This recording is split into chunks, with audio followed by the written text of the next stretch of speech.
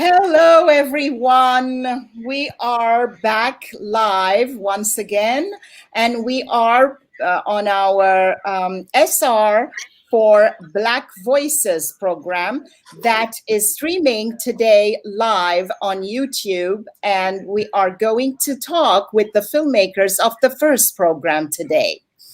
So we have today with us the filmmakers of the first films, which will screen Friday, August 21st, 7 p.m.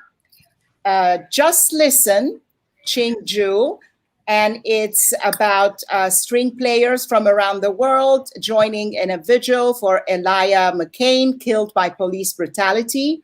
Hundreds gathered in Washington Square for that occasion, and Ching was there and she was able to capture it.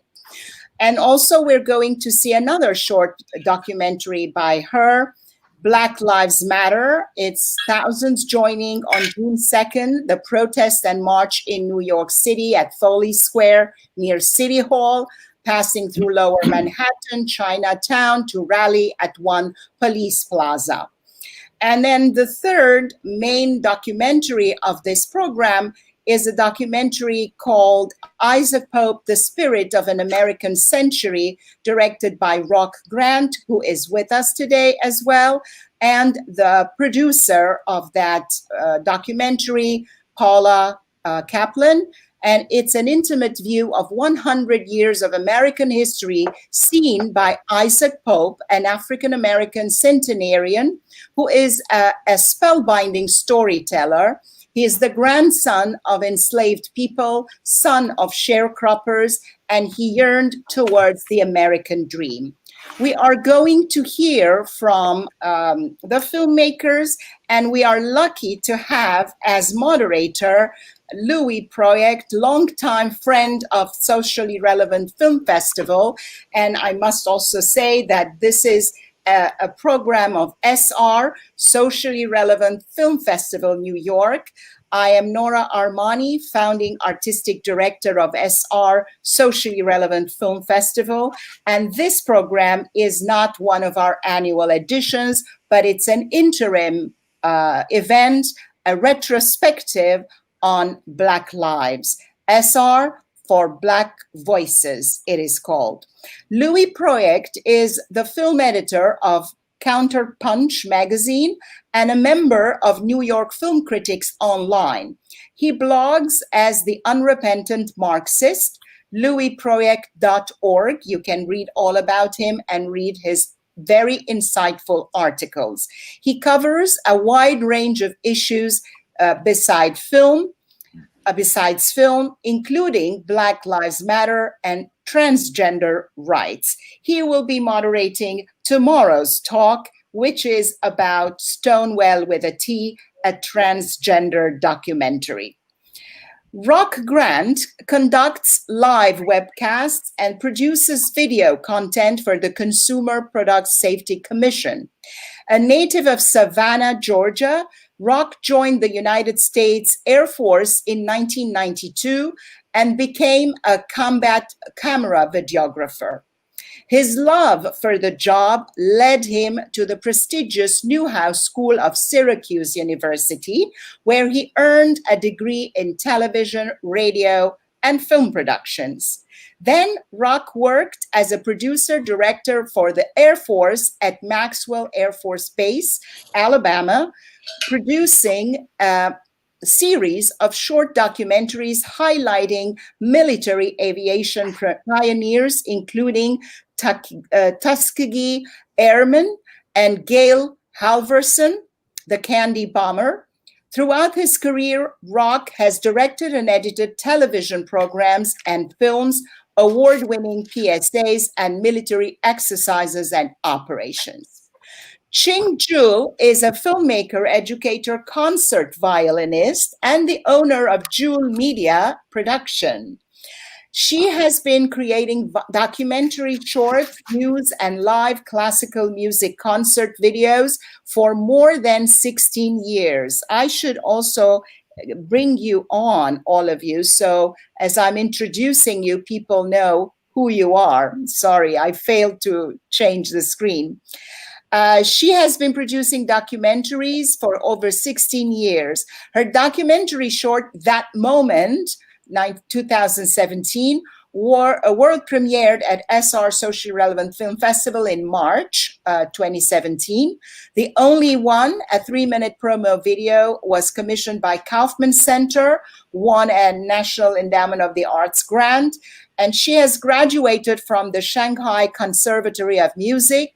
Ching Juhl received full scholarship from Indiana University, where she gained a Master's of Music degree.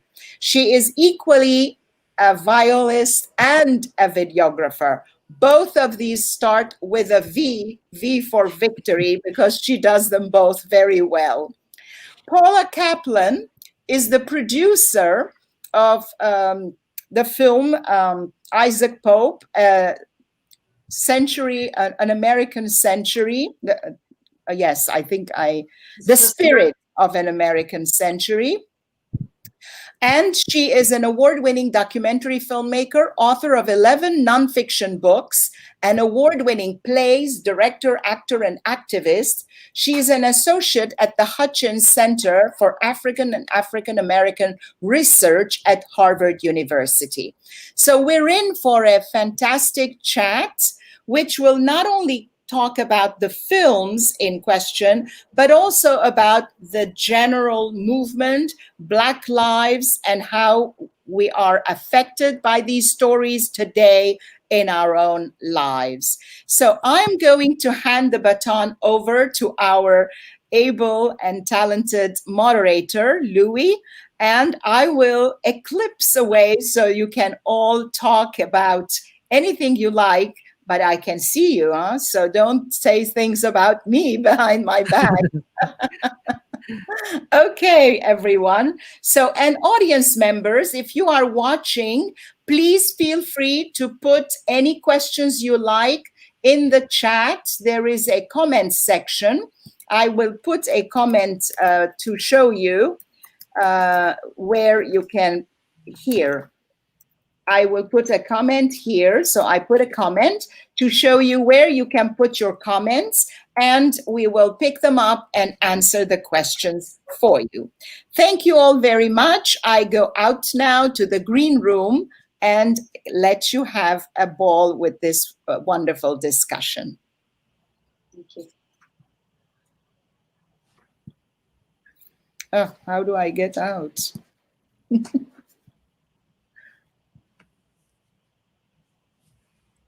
We all set, guys? Yeah.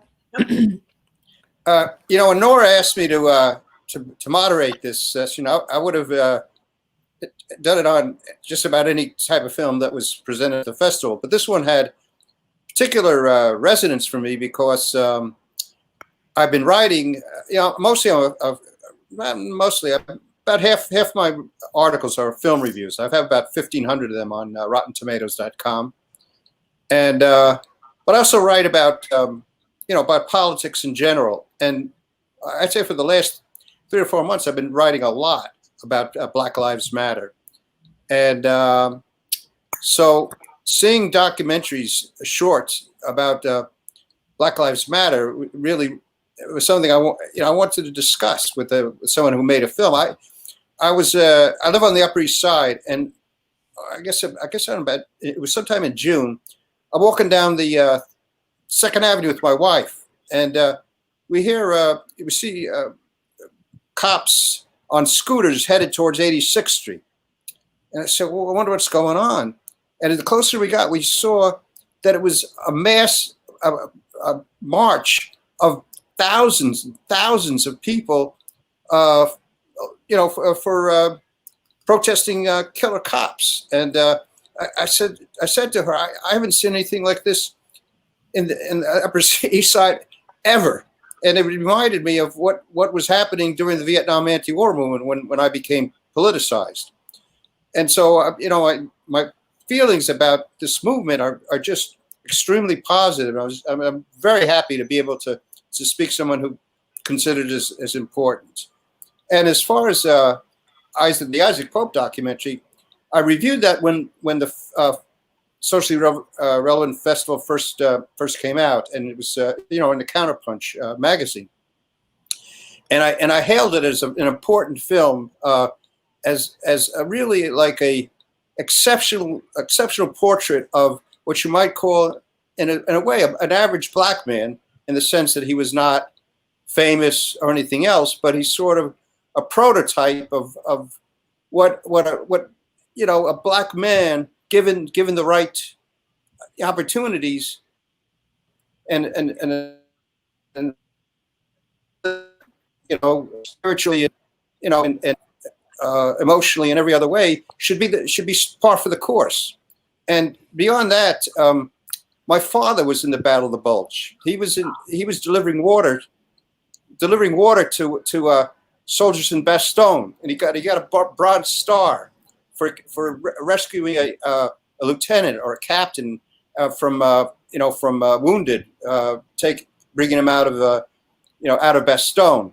And so the Battle of the Bulge, as well as just who Isopope was as a person, was just I found it deeply moving. And I just think all the films that you guys made are really excellent. And I'm just really happy to to exchange ideas with you, or just to meet you, even if it's in virtual virtual space rather than in person. But someday. But I guess the question I wanted to start off with is, and I guess we'll start with Jing. How do you connect your films to what's happening in the United States today, where Black Lives Matter has become such a widely discussed and widely demonized movement because of Fox News, Donald Trump, and all the rest? Because I saw your film showing just like the humanity behind the people who were out at these rallies. Yeah, well, I consider myself not only a videographer, I am kind of a journalistic videographer. So whenever I can, I go participate to rallies, to protest, to events in New York City, or even Washington, D.C. sometimes. So I would go shoot these events. And in terms of Black Lives Matter, to me, it's I live very close to Black community in New York City. So to me, I am very I'm very comfortable with having Black friends, Black artists, Black filmmakers. So when this incident happened with George Floyd death, it was a very very haunting to me personally. So I definitely, when I know it's the one of the early protests, because George died I believe May 25th. This Black Lives film I captured was June the 2nd. So it was the earliest the New York March rally that had, and then it continuously have, almost every day for a whole week or 10 days. So I really want to go capture it. I want to be part of it. A lot of journalists is like they don't voice their sides, but I think I'm a little different, So I did interview some people at the site, and to capture their stories, why they are there. And I think it's a certain clips is very, very haunting to me. I still remember when people just kneeling down on the floor, stay there for a long time silent. That was a really amazing moment, So, and then walking by police, there was no really violence, at the protest. but it's yeah, it's very yeah. I'm just glad I'm part of it. Yeah.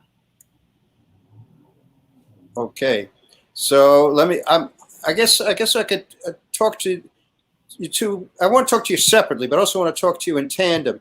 How did you two come together as producer and director? Did you know each other for a long time, or just met over the possibility of doing this project? What? I guess Paula, your producer. You want to start off? Well, the first documentary film that I made was called Is Anybody Listening? And it's about military veterans and how they get told that they're all mentally ill instead of having deeply human reactions to war or military rape or racism or homophobia in the military. And I was living out in Southern California, and I became aware of a group called Veterans in Film and Television LA.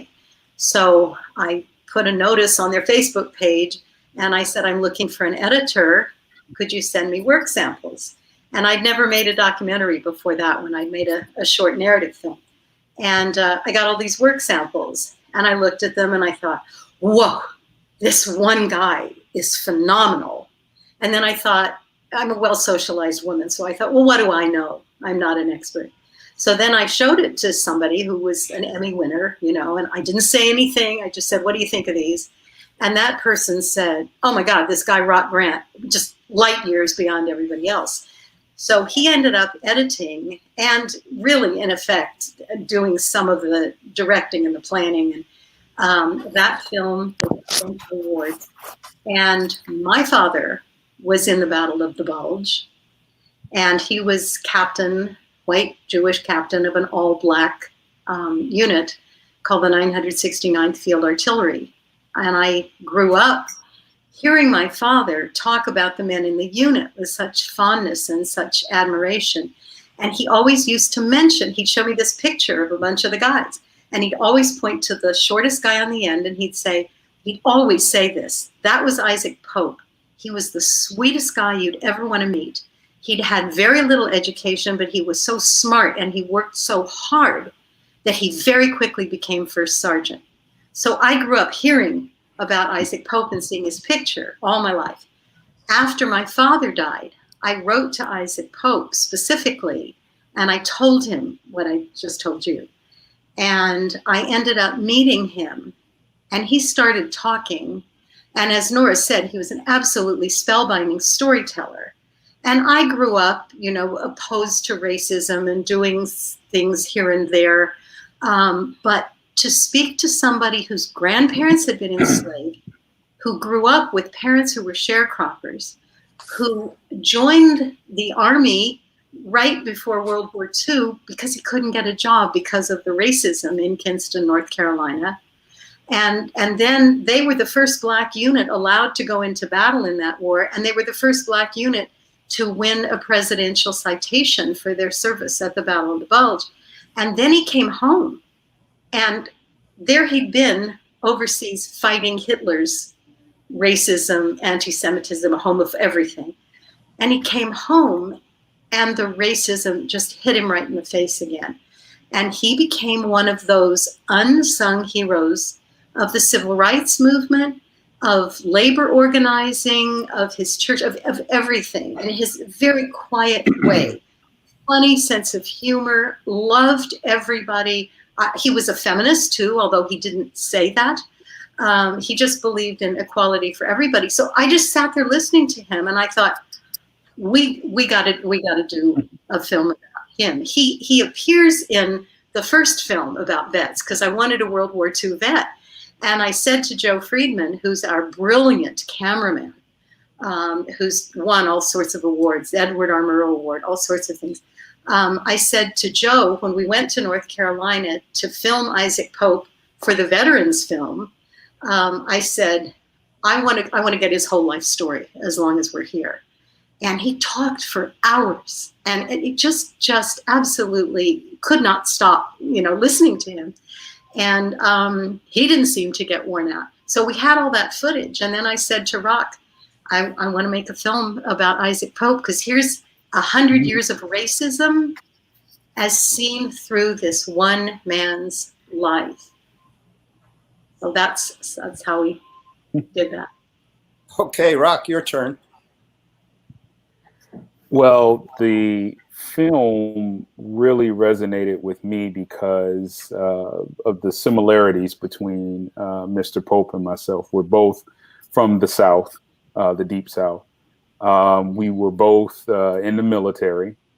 Of course, both of us African American. And, you know, the military was a way out for us. For a lot of people in my age range, you know, you use the military as a way to get out of, you know, your city or get out of your situation. You know that there's something bigger and better out there. So you use the military as a vehicle to do bigger and better things. But, you know, Isaac Pope he also reminded me of my grandfather. My grandfather fought in World War I. You know, didn't have much education, as you might imagine. I mean, you know, born and raised in the South. And, you know, I just felt like this was this type of story that I wanted to be a part of. I told Paula in the beginning of the film, when we were discussing the film, you know, I love history, but I love learning about people that you don't hear about in the history books. You know, we all know about, you know, the 92nd. We all knew about the Buffalo Soldiers, the Tuskegee Airmen. But what about those unsung heroes? What about those people that you never hear about that made an impact? And that was compelling to me. I didn't want to tell another story about the Tuskegee Airmen or some of the more notable units. I wanted to tell a story that really talked about someone that you didn't really hear about much. And we knew that would resonate with his hometown. And in a lot of cases, this is a hometown story in a sense. You know, like you mentioned earlier, you know, this man who, you know, by some accounts came from nothing, and he was able to do something great, you know, and that's what really attracted me to the story. I had a chance I didn't get a chance to meet Mr. Pope, but I spoke to him on the phone, like, I think maybe 3 or 4 times. And just, you know, Paula is right. He's just a spellbinding storyteller. And he would tell these great stories, and you're sitting there listening, and he's just telling it like, hey, it was just another day. But, you know, you know, as a student of history, you've read, especially military history, you've read about these battles, and you hear about how difficult and how hard it was. And he just goes on as if like, hey, it was just what we had to do. And I think a lot of people from that generation, you get that sense, you get the same feeling from them, that it was just something that they had to do. They were fighting for their lives. They were fighting for the future of this country, the future of the world. So I was very happy to be a part of telling the story. Louis, could I just say one more thing relevant to that? That is that when about half the film is about his time from when he joined the military till he came back to North Carolina. But a lot of the film, when I would just sit and listen to him before we filmed, and I would hear these little throwaway comments, and I would say, "You did what?" Now, not until we were finished filming him, hours and hours, and then we went back, and I was filming Courtney Patterson, who's this wonderful. He's a vice president of the North Carolina NAACP, and Isaac Pope was his role model from when he was a little boy, and he said something about Isaac Pope doing voter registration in the '60s, and I said, wait, what? Isaac Pope was so modest; it was like pulling teeth to get anything out of him that was about himself. So he was doing voter registration when people were being killed for that. And then at some point he said to me, he got a job after the war at DuPont as a janitor. that was all they would give him. And the union wanted to come in from the north, you know, and he said, his supervisor called him in and said, are you for the union? And you know what DuPont felt about the union. And he said, I told him I'm for it. And then at one point I thought, well, that was brave. He could have been fired right there. And then at one point I had said to him, well, now you worked with the NAACP. He told me he was membership chair. He didn't tell me he did voter registration. I said, did you all do any demonstrations? Yeah. He said there was a grocery store that wouldn't hire Black youth. And so we picketed. And I said, how many people were there picketing? Because that was brave, Kinston, North Carolina, back then, picketing. And he said, there was another fella. I said, there were two of you? And then the same thing came up. It turned out when the union was trying to get into DuPont, there was a picket line. And I said, were you on it? Yes. I said, how many people out in public in Kinston? Yes. How many people were on that picket line? He said, there was another fella. Just so much. I said, that must have been absolutely terrifying. Well, he said, some people said some things as they drove by, but you know, you just had to do it.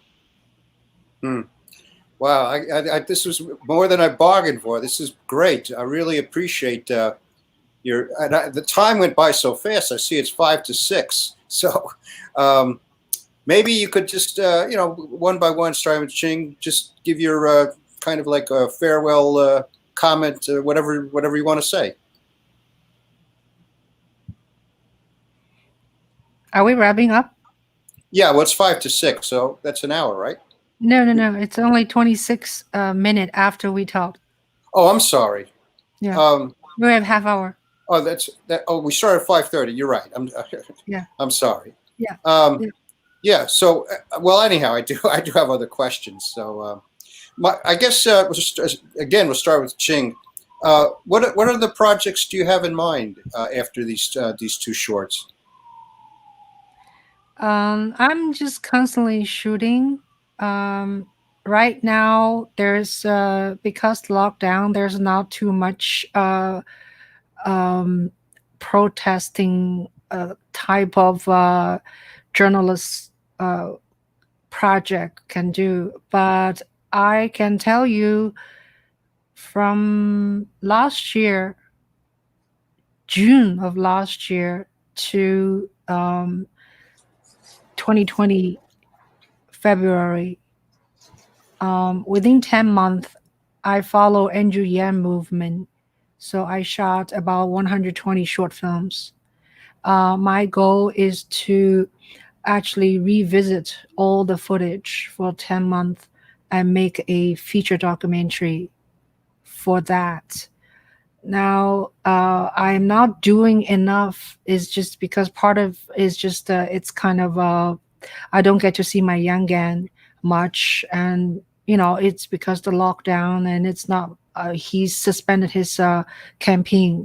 Andrew Yang, he was running for president, so he suspended in February, so it's kind of a little bit quiet. But I think what I would ask me about project is I would like to do a long feature documentary of Andrew Yang campaign and Yang Gang, because I devoted myself, volunteered myself, went to I spent 3 weeks in New Hampshire, 2 weeks in Iowa, and many events in New York City and Connecticut. So so that's my goal.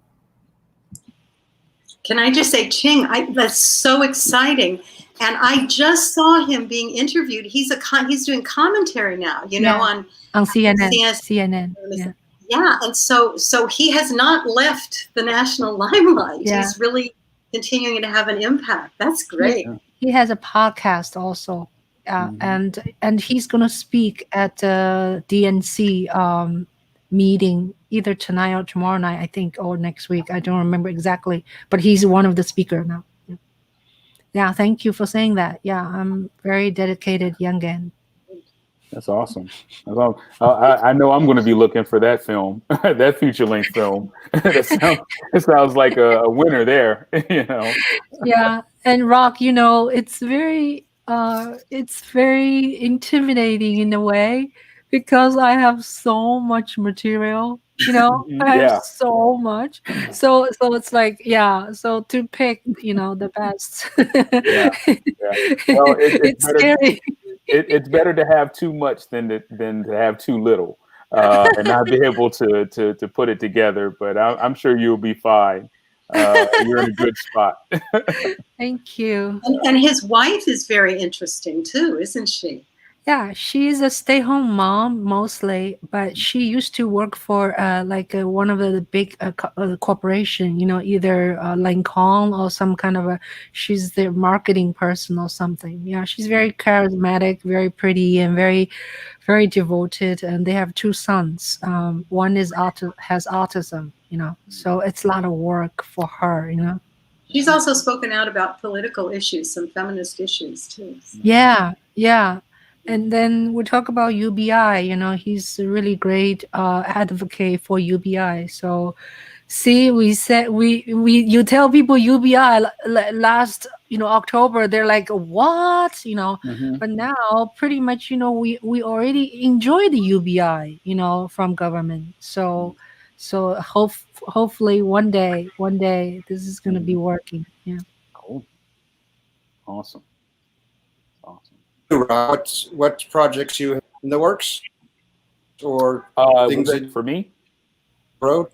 Oh, Yeah. yeah. Well, Paula and I, and Paula, chime in whenever you feel the need to. We're currently working on a feature-length film called Execution by the Numbers. And it's about how the American justice system continues to execute and put on death row people with intellectual disabilities despite a 2002 SCOTUS ruling. So Paula, why don't you tell everybody who we've got in the film? Because you know a lot of these people like better than I do. And there's a major connection here with this retrospective that Nora has put together. I was so moved to see that what Nora is doing with donations to this Black Voices retrospective is she's giving a third of it to Black Lives Matter, a third to the Equal Justice Institute, and what was the other one? But anyway. Thank you. Yes. And so the Equal Justice Institute, I wrote to Nora and said, what a coincidence.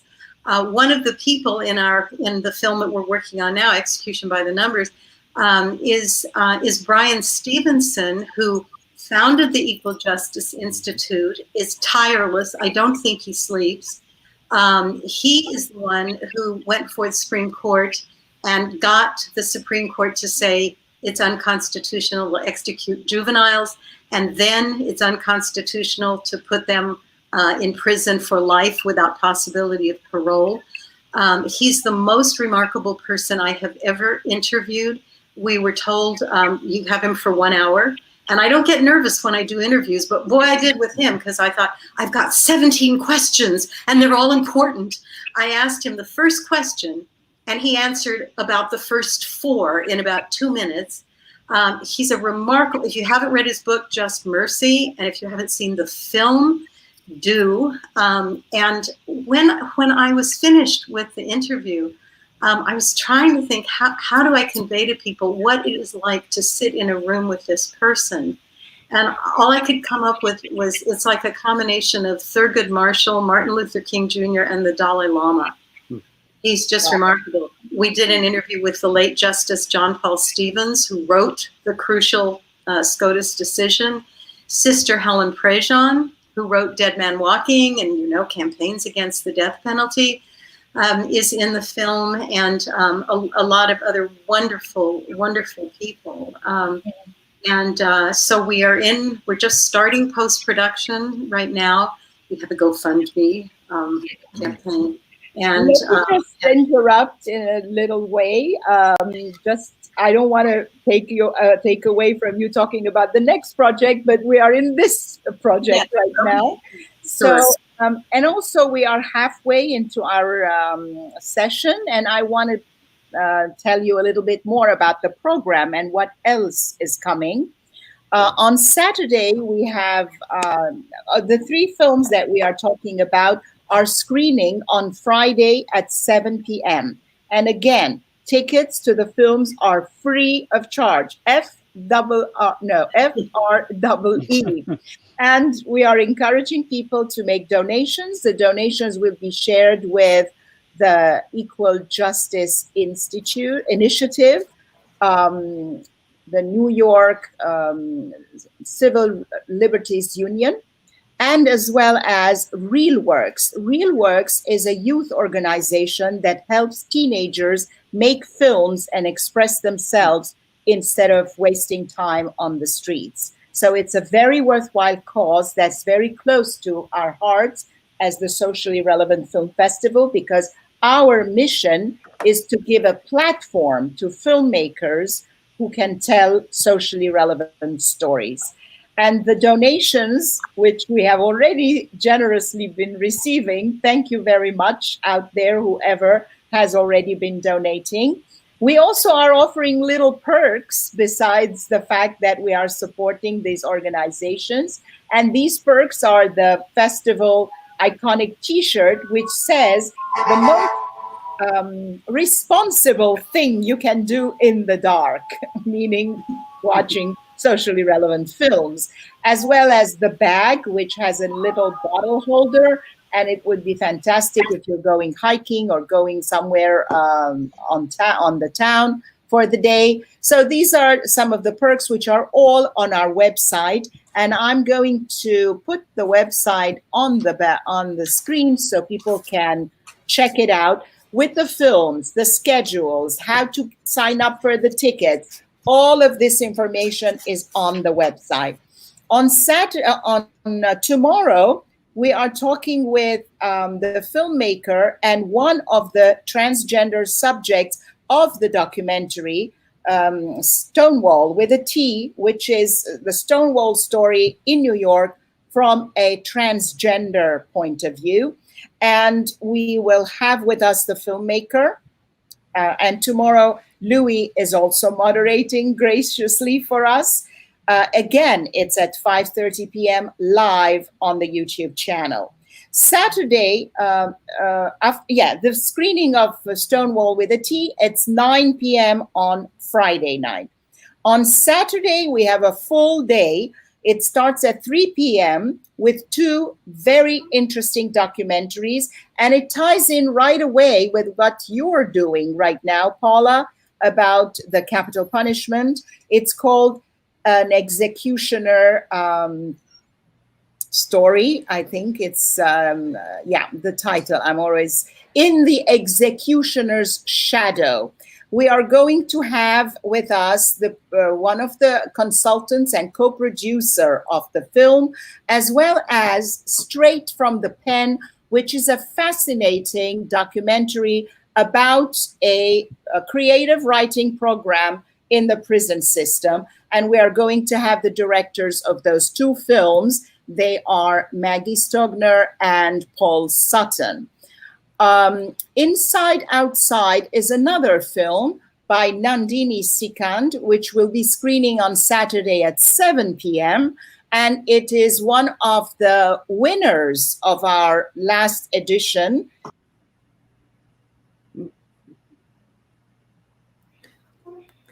Well, it's she is. It's technical. There was an internet connection I lost a little earlier. Did you guys notice that too?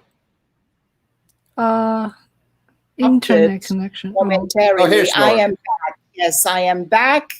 Thank you very much. So I was saying that the Saturday program is quite fascinating. And between the 2 screening programs, we have a very fascinating talk with the filmmakers of the documentaries that are happening on Saturday. And the talk is moderated by Professor Khachik Muradian from Columbia University and Chef Jeff Henderson, who has a fascinating story himself. After being an inmate for 9 years, he has been able to turn his life around and become a famous chef, and he has to tell us that story. So enough of all this. I want to tell you something about some of the remarks and the comments that we are getting from our viewers. Gail Silver here is saying, I am so impressed with this interview. Wow, you guys are amazing, and I am looking forward to all your work. Bravo, brava.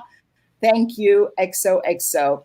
And we have a question from Armin Spenjan. He says, considering the title, The Spirit of an American Century, what do the Isopope filmmakers think of a more equitable future for America looks like?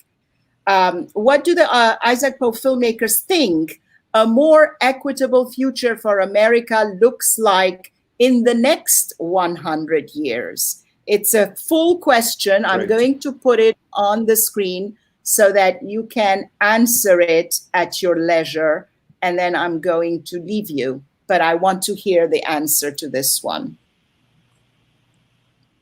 Rock, you want to start? I was going to let you start, Paula. Ladies first. What a cop-out. Okay. Well, I don't think that this country can have any more inequity than it's had in the past 100 years. I think anything, any change for the better is going to be an improvement. I'm somewhat heartened by the diversity of the people involved in the protests, by the way the media, a lot of the media are covering these issues that it seems like many people in this country didn't know existed before. So now that it's more all of this about the forms of racism and how deadly it often is, now that there's more public discussion and all these protests, I'm hoping that especially after this upcoming election, that there will be major policy changes. I think there are going to be changes on campuses. I think at cocktail parties, if anybody ever gets to have one again. I think it's going to be harder to forget. It's going to be harder to have backsliding. I was horrified, as I know a lot of people were, when the Voting Rights Act was just about rescinded. I think a lot of people think, oh, well, the civil rights movement made so much progress, just like the second wave of feminism made so much progress. Now we can relax. Well, no, because legislation can be rolled back. The Supreme Court can reverse itself. And so we can't rest. Well, I offered you to go first because I didn't want to sound negative. My view of it is, things won't get better until everyone, no matter what your color, your gender, your, sexual orientation, until we all join forces and hold the people in power accountable. I think the major problem and why I don't see, I don't want to be pessimistic, but I'm just waiting to see. I'm cautiously optimistic. We have had, decades or hundreds of years of, not holding politicians accountable and just sitting on our rears and not doing anything about the lies, the cheating, the stealing, the racism, the poverty, just everything. And, I think it's only going to get better if people get out and vote, but also hold people accountable. There are a lot of people out there, and this is just my whole little thing here. A lot of people that say, well, voting doesn't matter or whatever. Well, you know what? Ask Hillary Clinton in the last election. 77,000 votes. People have to understand that we have the power. We pay their salaries. We vote these men and women to represent us in DC, and we have to hold them accountable. So if there's going to be a brighter future, it has to start with us. You can't blame the politicians in DC all the time. And I told Paula this many times before. We've discussed this. We can't even get 60% of the people in this country to vote. That's ridiculous. How do you expect any change if people won't vote? If people won't get involved, you won't go to, you won't vote in your national elections, and it's even less. There are even less people that vote in your state and local elections. Your state and local elections are going to be have more influence over your day-to-day lives than your national elections. So that's just my whole take on it. I don't want to sound like pessimistic, but it really starts with us. It really starts with us. That's all I got to say about that. It's a huge question to answer, but I think you both gave whatever answer you best can. And I have a couple of remarks here, more comments that are coming in. From Paul Sutton, I think he's saying, good for you, Rock. Execution is tough to deal with, given the hateful attitudes of Americans towards prisoners, never mind the condemned. Balance is critical, or you lose those you are trying to reach. And then also, he responded to a remark that you made, the unbelievable popularity of the current president of how far this country has to go before it is anything like what we hope it will become. Well, yeah, I guess we all agree to that one. So, all right. So we have a few more minutes left, and I will want to remind whoever is watching, to all our viewers, and also to people who will tune in later once this is posted on our YouTube channel, that the actual screening of the films happen on Friday and Saturday. The two talks are happening, one today at 5:30, which we are in the middle of, one tomorrow at 5:30, which is about Stonewall with a T, the film about transgender rights from an LGBTQ perspective, but with the focus on transgender stories. And also on Saturday, we have a day.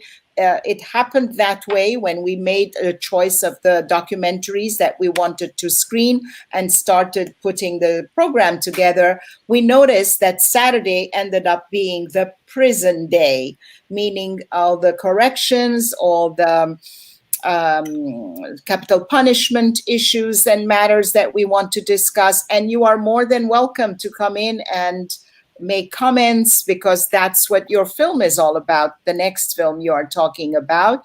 And also Paul's film, who is listening, it's about Straight from the Pen, it is called. It is about the creative writing program that the college students are implementing with the inmates. And there is a situation where one of the inmates says that, had I met you earlier, I would have never ended up here, which tells us that instead of spending tons of money in building new prisons, which are businesses that profit some people, we should invest money in the education system and creating equal opportunities for everyone. So that's the message of the two films. The talk will be at 5:30, and it will be a fascinating talk because the filmmakers who are all telling prison stories and about the capital punishment will be participating in that talk, which will be moderated by Professor Khachik Mouradian and Chef Jeff Henderson, who is a person who turned his life around after 9 years of incarceration. So the evening film at 7 p.m. on Saturday is called Inside Outside, and it talks about female mass incarceration and both problems inside as well as outside once prisoners are serve their term and are released. So let me see if we have other. Well, we have some comments. Thank you for the opportunity to hear from those involved with the incredible lineup of films on Friday and Saturday. Powerful content. Tia Pritchett. And Adriana Ticlianu says, great interview. Thank you. And I am taking off right now and letting you continue, Louis. We have some 10 more minutes. Well, Nora, can I say something? You can continue.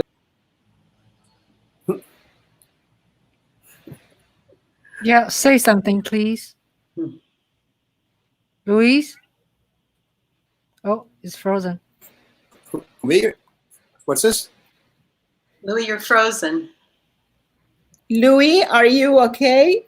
Yeah, I just thought, well, it's okay. The only thing I wanted to say, Nora, is that it was more than 5 minutes and less than an hour, but I'm sort of I think we covered everything pretty well. Did any of the other folks want to chime in? Because I don't have any more questions, but I thought the questions I did have were answered superbly.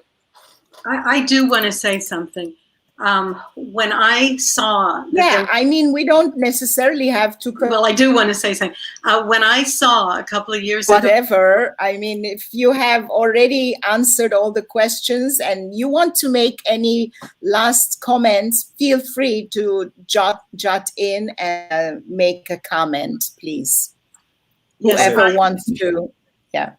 I just want to thank Nora because... for creating a socially relevant film festival. Yeah, we're having a bit of a problem with the internet server. I don't know where it's coming from. I hope you can hear me. Paula wants to talk. Yeah. Paula is talking. I just wanted to thank Nora for creating the socially relevant film festival because it just warms the hearts of so many people. It educates, it illuminates, and we were just thrilled that the Isopope Festival had its New York premiere last year in your festival. You do so much good. Thank you.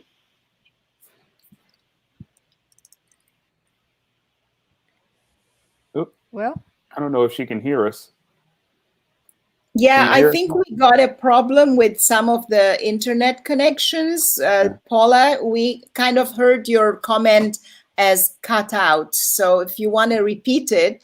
No, we heard her. I heard her. We heard her. Yeah, I heard her. We heard her. We heard Paula.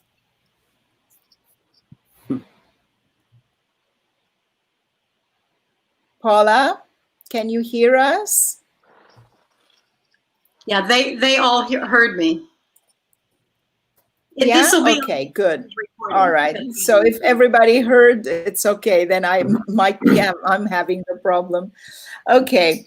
I guess so. If you don't have any more questions, Louis, and if nobody wants to make a last comment, wrapping up comment, anybody? This was good. This was great. There are four new comments that just came in. Let me. Okay, Natalie is saying, I could hear Paula and everyone fine, just there was something overlapping of Nora and Paula talking. Okay, so we're okay. Michael Clays, from the audience, we heard everyone very well. Think the problem is at Nora's end. Ooh, okay, maybe I should leave. Okay, so it was better when I wasn't here. All right, so, okay. I guess we're okay. Unless somebody, let's take turns if somebody wants to wrapping comment. I was wondering where Paula and Rock, where are you resign? Like, like where are you from? May I right now? Where do you Oh, live? where we live right now? Well, Yeah. I live in Silver Spring, Maryland, right now. And like 2 years ago, I was 2.5 years ago, I was in Southern California. Actually, in Southern California, I think Paula, we lived like what, maybe less than an hour away from each other.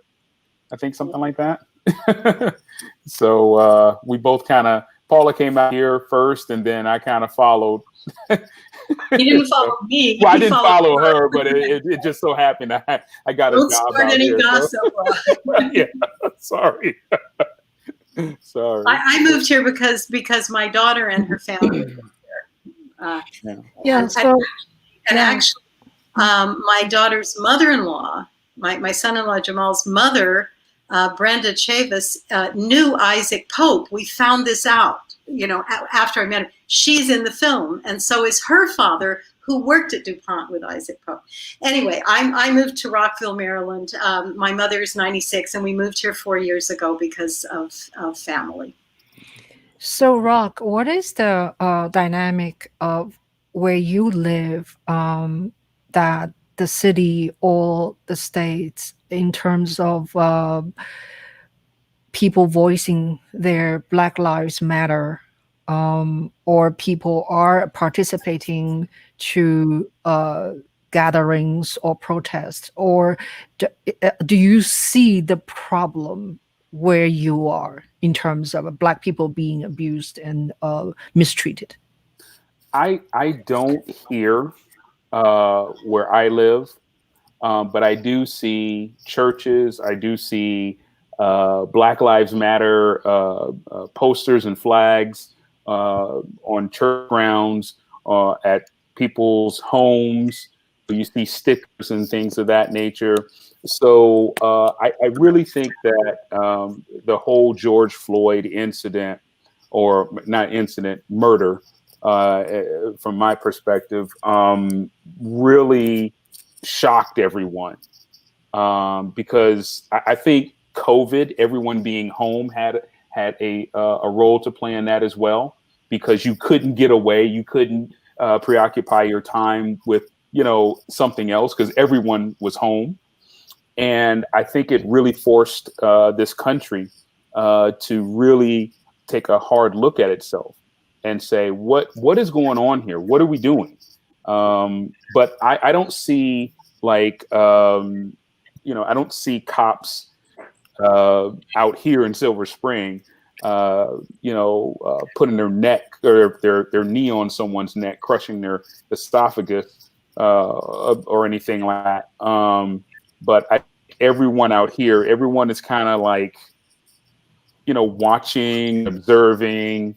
But again, I'm in one part of Silver Spring, so it may be going, but I do see a lot of signs of support for Black Lives Matter. And it would be naive for any of us to say, well, there's none of that going on here, just because we haven't seen it firsthand.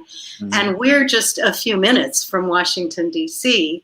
Mm-hmm. I was in a MoveOn.org car caravan at the beginning of COVID, where the cars drove past the White House, and then, or as close as you could get, and then to that Trump International Hotel. And some of the people in the caravan had made up things that looked like body bags. And they got out and they put them in front of the Trump Hotel, and they said, Trump lies about COVID, people die. Mm-hmm. And then we know what happened with the mayor of DC and having Black Lives Matter right there. Mm-hmm. So that's wonderful. But I've worked some with the NAACP chapter in Montgomery County, Maryland, which is one of the most liberal and progressive counties in the whole country. And they can tell you there's racism here too. It's all over the place. and we have to be watching for it all the time. And Ibram Kendi's brilliant new book, How to Be an Anti-Racist, you know, it's so wonderful because he tells you specifically and concretely. Everybody should read this. It's such a clear read. He says it's not enough to be non-racist. You have to be anti-racist. Yeah, yeah. Well said. Yeah. Well said. Yeah, So, because not saying something is as bad as advocating it. I mean, you have to speak out. You have to call the people out. You should not accept such behavior. It should be unacceptable in any form, shapes, or sizes. There's no excuse to it. And it goes through and extends all sorts of prejudice. Yes, racial. That's what we are talking about. But all sorts of exclusion. And that is the worst thing that can happen to any kind of society. So, Rock, you are the only African American here. I am not African American. I'm Asian. Asian also suffer some kind of abuse lately because you know, president said this virus is China virus. So people actually spit at the Chinese people or Asian people. Do you, Rock, have any experience when you grew up to now that you feel threatened or you feel being prejudiced? Right. Did I ever have any prejudice can happen on racial, on ethnic, on sex orientation, gender, age. I mean, there is no limit to the extent to which people can decide to exclude others, and eventually it becomes a story of us and them. So it's bad in any sense. I think we have come to the end of our hour. Nora, Yes. Yes. I was asking question for Rock. Can he answer, please? I was asking a question. Has he ever experienced any prejudice? Oh, personally, you mean? Yes. Yeah. I have. You know, being a son of the South now. You know, being born and raised in the South, of course, you experience different forms of racism. You may not have someone calling you the N-word or burning a cross on your ground because they're afraid of what you might do to them in retaliation of that. But yeah, you have people that have. I've had people that have, you know, done things, said things to me that I knew was code for, hey, you stay in your place, black boy. When I was a young kid, I think it was like second or third grade. I had another kid in class that called me the N-word. You know, and I punched him and got called to the office, to the principal's office, and my mom had to come down and things of that nature. But at a very young age, I had to learn how to navigate this world. There's two worlds for African Americans. You know, it's the world that you live in as far as your friends, your close friends, you're in your neighborhood, but then and your family. But there's also this world that you have to navigate.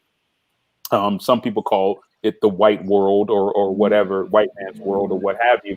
But you know, it's just something that you're raised, you know, learning how to deal with that. So yeah, I've dealt with some of that. Not, you know, some racism, some prejudice, but not as much as some.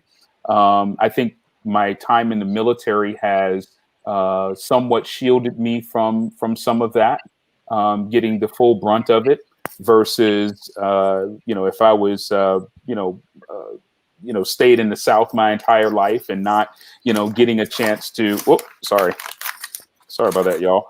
not getting a chance to travel across this country and meet different people and travel around the world. So, but yeah. Hope that answers the question. It's probably too much information, but yeah, definitely. Great. Thanks. I think that's exactly what we need to hear. Well, what about you, Ching? Have you faced a lot of prejudice and racism, throughout your life? I cannot say I experienced much racism. Mm-hmm. No, because I actually, when I came, I was already pretty old. So, and then, pretty much feel pretty good about, surroundings. I didn't have any traumatizing experience. It's just because I'm Chinese. Right. No, I don't. Yep. And Paula, I know you've probably experienced a lot being a Jewish American, and I mean, I see some of the posts on Facebook, and it's like, what the heck? Are we going back to the Nazi Germany here, 1940s? Yeah, I've experienced anti-Semitism and a lot of sexism.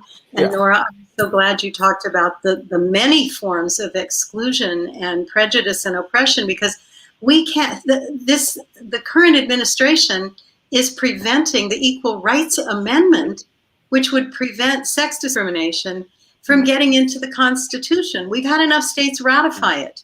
Yeah. And he, in his Department of Justice, instructed the archivist, the federal archivist, has to just record that 38 states have ratified it. And then it starts its way into getting into the Constitution. And the DOJ of the federal government instructed the archivist not to write it down in the record. I mean, it's the equal rights about who can be against any kind of discrimination and women are not in the Constitution at all. Yeah. We're not mentioned at all. So yes, sexism, anti-Semitism. Yeah, these are important issues, and it's endless. I mean, this conversation is open, and we should continue it. And tomorrow we have the other chat about sexual orientation, transgender rights, and that's another issue. And we have the prison system and mass incarceration. So all of these are very, very important matters, because they all reflect on the way people think in terms of exclusion. And I have a comment here from Thea Pritchett. I just finished having a conversation with my son, she says, regarding human rights. We are all humans. It is mind-blowing to see how some think that because of your race, sexual preference, religion, etc., that precludes you from basic human rights. So it's very important that we all voice our concerns, we all shine the spotlight on these matters, make films, make our voices heard, make the voices of the people who are subjected to prejudice, racism, exclusion, be heard, and the stories continue to be told.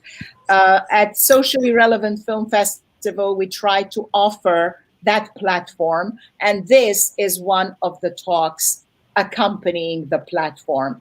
I think we have to wrap because we're 8 minutes over the designated time. Thank you all so very much. Thank you, Louis, for moderating the session. Thank you.